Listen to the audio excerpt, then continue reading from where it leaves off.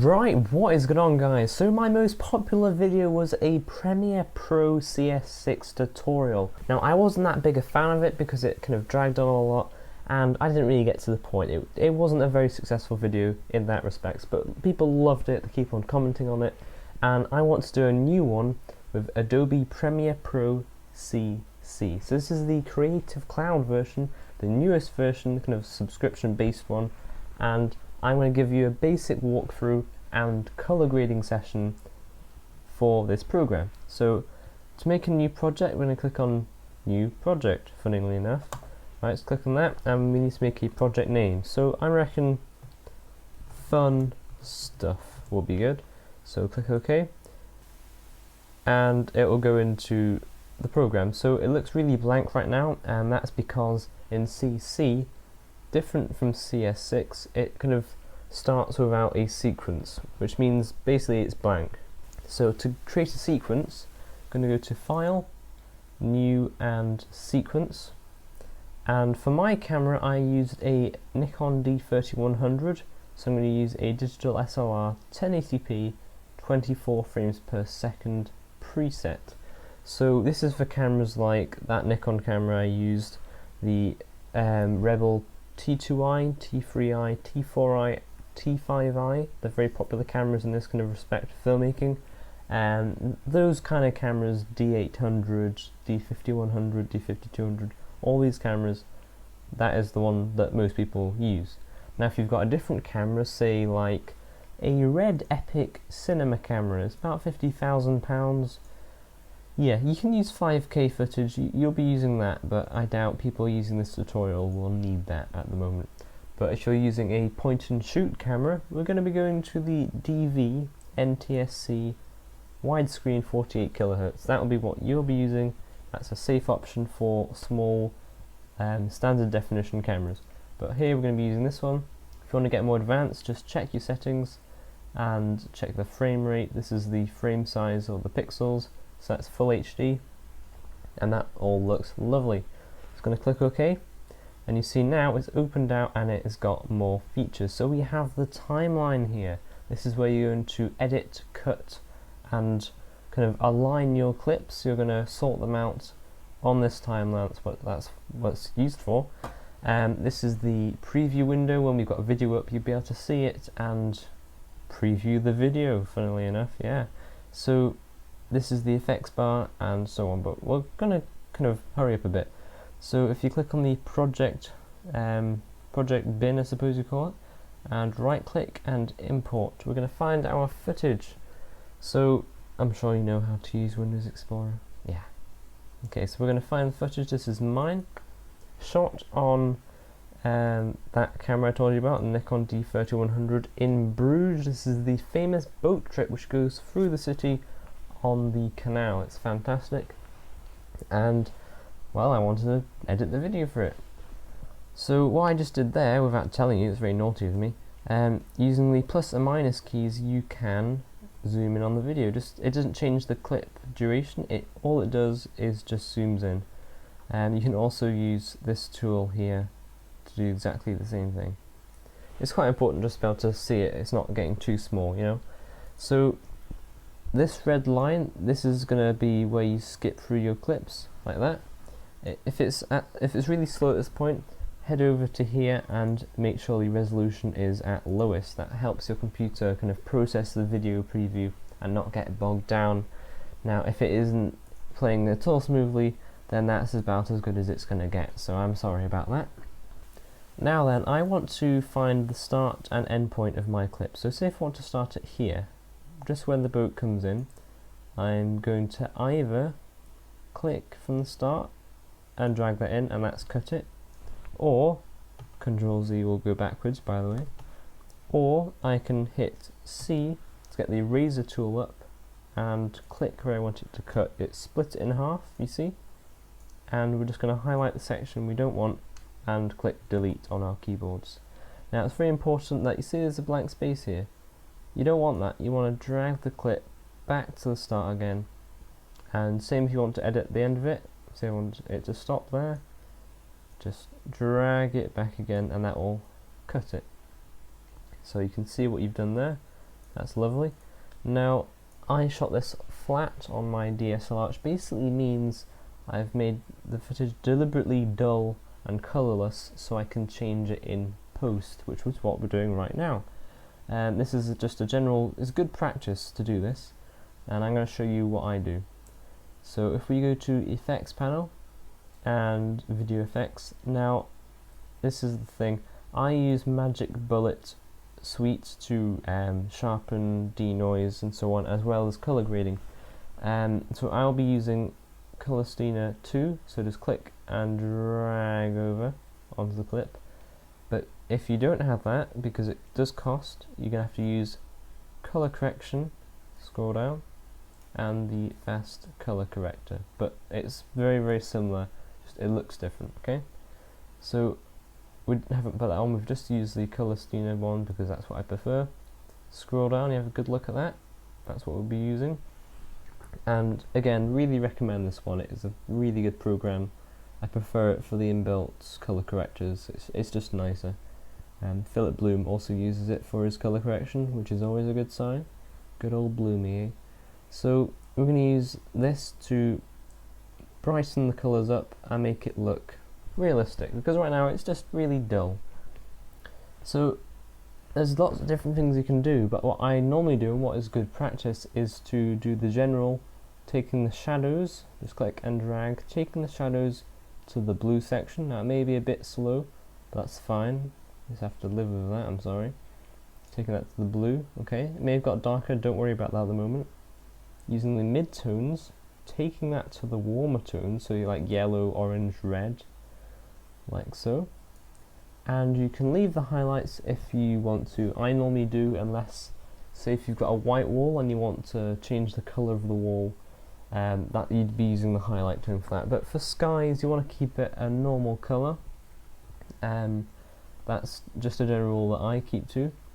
But we'll just leave it at that for the moment. Now also, you see, it still is dull, isn't it? It doesn't look normal. So we're going to take up the saturation just by clicking and dragging. Now I'm going to take all the way up to full, like that. There we go. But also it doesn't look very contrasty, it still looks flat. And most people, to add contrast, will pull down the shadows like so. Now that's not the way to do it, because if you look, it actually crushes the detail, it crushes the shadows in fact, and you lose detail there, which is really bad, it's unprofessional. So what I do, and what the professionals do, is you take down the mid-tones, like so, just only a bit, like that. Notice it gets darker, that is fine, because you then correct it using the highlights, like so. So use the highlights, and we're just purely using it to get the right exposure. Now be careful not to clip any of your highlights, which means basically don't have it too bright, because then you'll lose detail in the highlights. Okay, so that's looking a lot better now, and if you want a comparison of how it looked before, just go back up, and this normally shocks people, it shocks me, because you're going to forget about how it used to look. And next to the Color Steiner there's an FX button. Click that, and that's what it looked like when we started. Quite amazing, isn't it? Tick it, and that's where we've got to. So it's really quite nice. If you do notice, say if you wanted to zoom in on the picture, just check things, go to fit and choose your zoom percentage. I'm going to choose 150 and click the H on your keyboard to pan around the image. So I just want to check something here. You see that's a shadow there, it's a blue shadow thanks to our color correction, that's fine. But if we toggle this off, we have actually lost the detail. There used to be bricks there.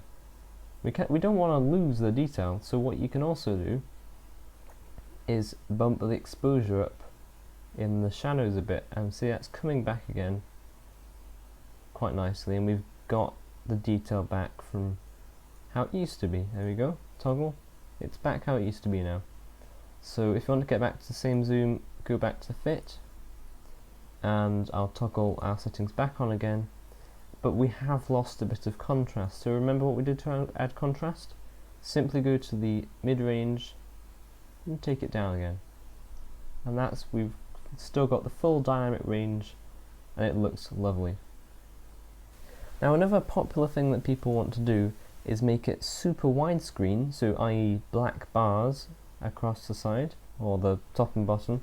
Now in my last tutorial I mucked up because I told you to get a printout of black and white bars and simply put it over the top.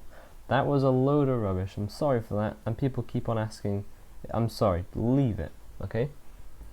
If you want to add black bars, go to File, New, Sequence, so remember we did this before, and go back to your preset again, but then go to Settings, and this is going to depend on the resolution of your camera, but say if it's full HD like mine, go to Horizontal, no, got that one wrong again, Jason, okay, go to Vertical, and change it to 800, and notice when you click off, it changes it to 12:5, that is anamorphic ratio film. So that is basically anamorphic, comes from an anamorphic lens which is stretched to the super wide viewing angle, which is 12:5. So if you're using 720p, I'd recommend 500 or 600 pixels vertical, and same, I'm sure you can work this one out, just get the right ratio. 12:5 is ideal. Then click OK, and you notice it's add a second tab. This is sequence 2. That was what we worked on before, and this is the new one. You see it's a really wide box there compared to the last one. So you think, oh, I don't want to do all that again. That's fine, you don't need to. You just click, copy what you've just done here, go to sequence 2, and use Control V on your keyboard to then add it back in again, and you see it is now made that widescreen, which is lovely. And also, if you go to motion up here, expand that, you've got room to crop it a bit. So there you go, you've got a better view now. One more thing, if you zoom in again, remember how you zoomed in? Go to 150, that's what I normally use. And the detail's actually quite soft. That's because when I shot it, deliberately took the sharpness down to avoid some complicated things which I'll talk about later in another tutorial. But if you want to make the video sharper, simply type in to the effects bar sharp, and it'll come up with sharpen, and click and drag that on, and if you go down to the very bottom of the effects bin, you can see it there, and you can add a number. Now for this DSLR camera, I normally use 10 to 30. Now if you add too much, it will look quite horrible, but I'm going to try 20, and there you go. And you can see a very small adjustment. Remember, this is a small preview, so it's not going to make much difference, but it has just clarified it, you know, it has just generally crispened it a bit more. So this was a basic tutorial using Adobe Premiere Pro CC. That is all we've done. So if you take them off again, you can see the improvement. We've gone from flat to graded and sharpened. To export this, which basically means to view it back as a video file, where you're going to go to Export, or make sure the clip is selected first, go to File, Export, Media. Now I'm going to take you through this as well because it is part of the tutorial. This is where we render out as a viewable video clip. So format, simply go down and choose H.264. It is the standard nowadays, and it is such a good system. And for some reason my editor has packed up. Why? There we go. Right, so it's come back now. Yeah, it can pack up sometimes. So use H.264. Like I was saying, it's the standard, and it's used for everything nowadays, and it's a very good encoder.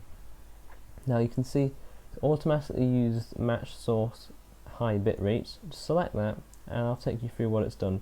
It's basically automatically looked at all the settings and matched it. So it's matched the pixels, which is our widescreen, it's matched the frame rate, and it's matched the aspect ratio of the pixels, everything else as well.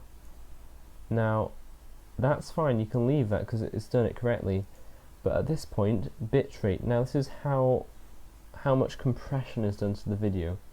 So if you want a really high quality look, then you can say you can give it 20 megabits per second, and that will be really high quality compression. But it's a big file size for this clip, 15 megabyte for a 6-second clip.